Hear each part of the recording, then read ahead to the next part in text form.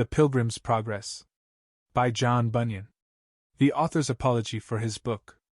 When at the first I took my pen in hand, thus for to write, I did not understand that I at all should make a little book. In such a mode, nay, I had undertook to make another, which, when almost done, before I was aware, I this begun. And thus it was I, writing of the way and race of saints, in this our gospel day, fell suddenly into an allegory about their journey, and the way to glory. In more than 20 things which I set down, this done, I 20 more had in my crown. And they again began to multiply, like sparks that from the coals of fire do fly. Nay then, thought I, if that you breed so fast, I'll put you by yourselves, lest you at last should prove ad infinitum, and eat out the book that I already am about. Well, so I did, but yet I did not think to shew to all the world my pen and ink. In such a mode, I only thought to make I knew not what, nor did I undertake thereby to please my neighbor, no, not I did it my own self to gratify. Neither did I but vacant seasons spend in this my scribble, nor did I intend but to divert myself in doing this from worser thoughts which make me do amiss. Thus I set pen to paper with delight, and quickly had my thoughts in black and white. For, having now my method by the end, still as I pulled, it came, and so I penned it down, until it came at last to be, for length and breadth, the bigness which you see. Well, when I had thus put mine ends together, I shewed them others, that I might see whether they would condemn them, or them justify, and some said, let them live, some, let them die. Some said, John, print it, others said, not so, some said, it might do good, others said, no. Now was I in a strait, and did not see which was the best thing to be done by me. At last I thought, since you are thus divided, I print it will, and so the case decided. For, thought I, some I see, would have it done, though others in that channel do not run. To prove, then, who advise for the best, thus I thought fit to put it to the test. I further thought, if now I did deny those that would have it, thus to gratify, I did not know but hinder them I might of that which would to them be great delight. For those which were not for its coming forth, I said to them, offend you I am loath. Yet, since your brethren pleased with it be, forbear to judge till you do further see. If that thou wilt not read, let it alone. Some love the meat, some love to pick the bone. Yea, that I might them better palliate, I did too with them thus expostulate. May I not write in such a style as this? In such a method too, and yet not miss my end thy good? Why may it not be done? Dark clouds bring waters, when the bright bring none. Yea, dark or bright, if they their silver drops cause to descend the earth, by yielding crops, gives praise to both, and carpeth not at either, but treasures up the fruit they yield together. Yea, so commixes both, that in her fruit, none can distinguish this from that they suit her well when hungry, but if she be full, she spews out both, and makes their blessings null. You see the ways the fisherman doth take to catch the fish, what engines doth he make? Behold how he engages all his wits, also his snares, lines, angles, hooks, and nets. Yet fish there be, that neither hook nor line, nor snare nor net, nor engine can make thine. They must be groped for, and be tickled too, or they will not be catched, whatever you do. How does the fowler seek to catch his game? By diverse means, all which one cannot name. His guns, his nets, his lime twigs, light and bell, he creeps, he goes, he stands, yea, who can tell of all his postures? Yet there's none of these will make him master of what fowls he please. Yea, he must pipe and whistle to catch this, yet if he does so, that bird he will miss. If that a pearl may in a toad's head dwell, and may be found too in an oyster shell. If things that promise nothing do contain, what better is than gold, who will disdain that have an inkling of it there to look, that they may find it?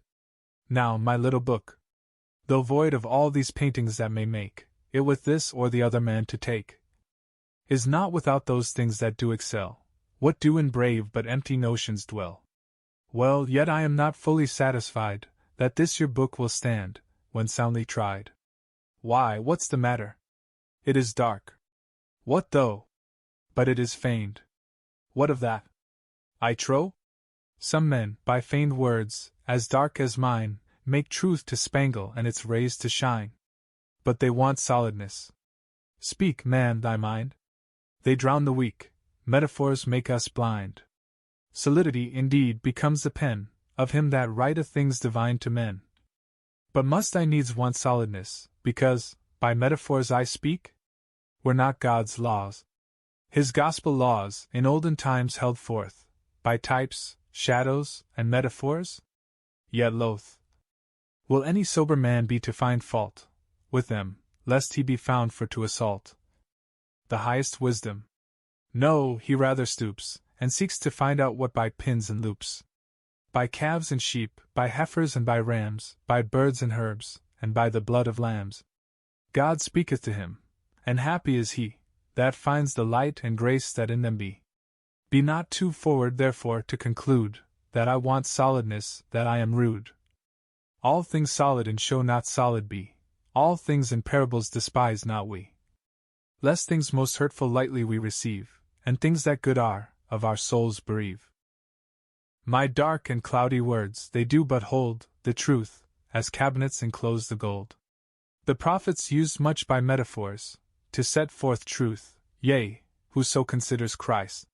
His apostles too, shall plainly see, that truths to this day in such mantles be. Am I afraid to say, that Holy Writ, which for its style and phrase puts down all wit, is everywhere so full of all these things, dark figures, allegories? Yet there springs from that same book that lustre, and those rays of light, that turn our darkest nights to days.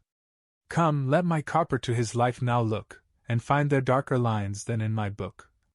He finds any, yea, and let him know, that in his best things there are worse lines too. May we but stand before impartial men, to his poor one, I dare adventure 10. That they will take my meaning in these lines, far better than his lies in silver shrines. Come, truth, although in swaddling clouts, I find, informs the judgment, rectifies the mind, pleases the understanding, makes the will submit, the memory to it doth fill. With what doth our imaginations please, likewise it tends our troubles to appease. Sound words I know, Timothy is to use, and old wives' fables he is to refuse. But yet grave Paul him nowhere did forbid the use of parables, in which lay hid that gold, those pearls, and precious stones that were worth digging for, and that with greatest care. Let me add one word more. O man of God, art thou offended? Dost thou wish I had put forth my matter in another dress? Or that I had in things been more express? 3 things let me propound, then I submit to those that are my betters, as is fit. 1. I find not that I am denied the use of this my method, so I know abuse. Put on the words, things, readers, or be rude, in handling figure or similitude, in application, but all that I may, seek the advance of truth this or that way. Denied, did I say? Nay, I have leave, example too, and that from them that have God better pleased, by their words or ways, than any man that breathes nowadays. Thus to express my mind, thus to declare things unto thee that excellentest are. 2. I find that men, as high as trees, will write, dialogue-wise, yet no man doth them slight. For writing so, indeed, if they abuse truth, cursed be they, and the craft they use. To that intent, but yet let truth be free, to make her sallies upon thee and me.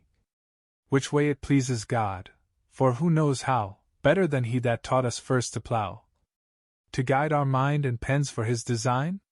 And he makes base things usher in divine. 3. I find that Holy Writ in many places hath semblance with this method, where the cases do call for one thing, to set forth another, use it I may, then, and yet nothing smother truth's golden beams, nay, by this method may make it cast forth its rays as light as day. And now before I do put up my pen, I'll shew the profit of my book, and then commit both thee and it unto that hand that pulls the strong down, and makes weak ones stand. This book it chalketh out before thine eyes the man that seeks the everlasting prize. It shews you whence he comes, whither he goes, what he leaves undone, also what he does. It also shows you how he runs and runs, till he unto the gate of glory comes. It shows, too, who set out for life amain, as if the lasting crown they would obtain. Here also you may see the reason why they lose their labor, and like fools do die. This book will make a traveler of thee, if by its counsel thou wilt ruled be. It will direct thee to the Holy Land, if thou wilt its directions understand.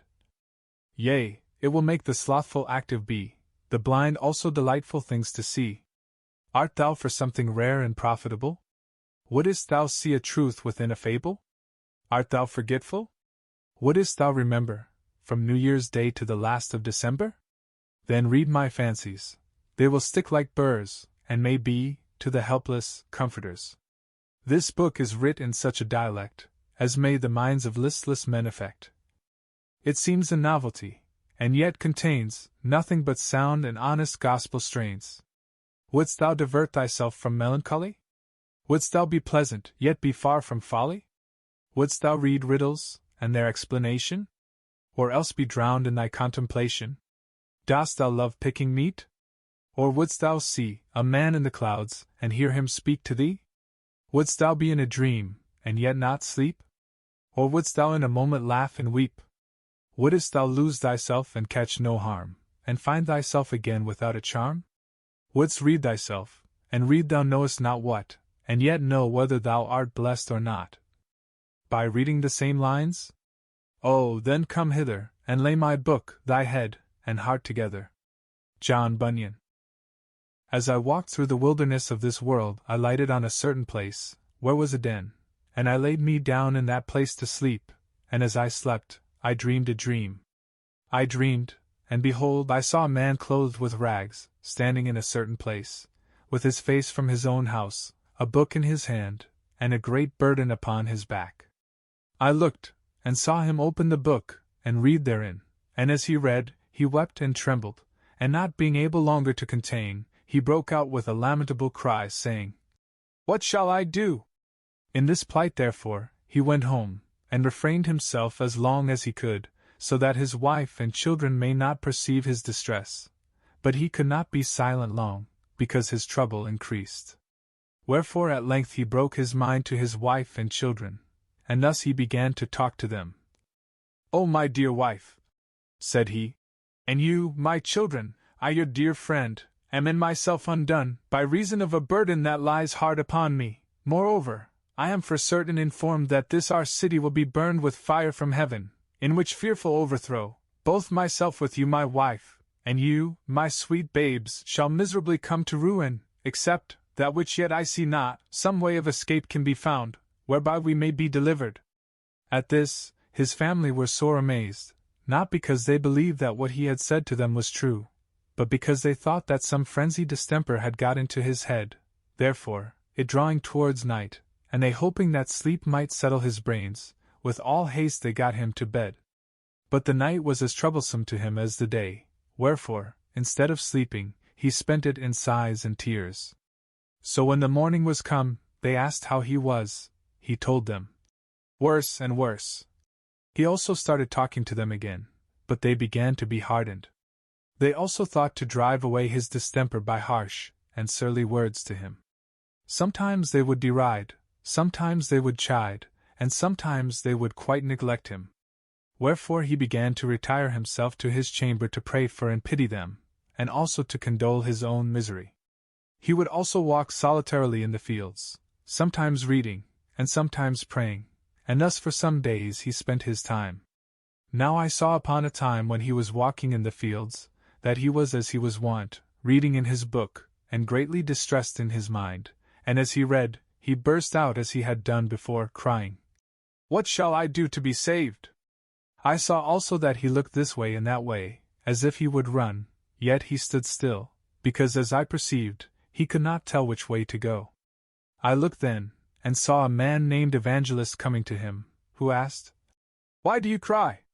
He answered, Sir, I perceive by the book in my hand, that I am condemned to die, and after that to come to judgment, and I find that I am not willing to do the first, nor able to do the second. Then said Evangelist, Why are you not willing to die, since this life is attended with so many evils? The man answered, Because I fear that this burden that is upon my back will sink me lower than the grave, and I shall fall into Topheth. And, sir, if I be not fit to go to prison, I am not fit, I am sure, to go to judgment, and from thence to execution, and the thoughts of these things make me cry. Then said Evangelist, If this be thy condition, why do you stand still? He answered, Because I know not whither to go. Then he gave him a parchment roll, and there was written within, Fly from the wrath to come. The man therefore read it, and looking upon Evangelist very carefully, said, Whither must I fly? Then said Evangelist, pointing with his finger over a very wide field, Do you see yonder Wicket Gate? The man said, No. Then said the other, Do you see yonder shining light? He said, I think I do.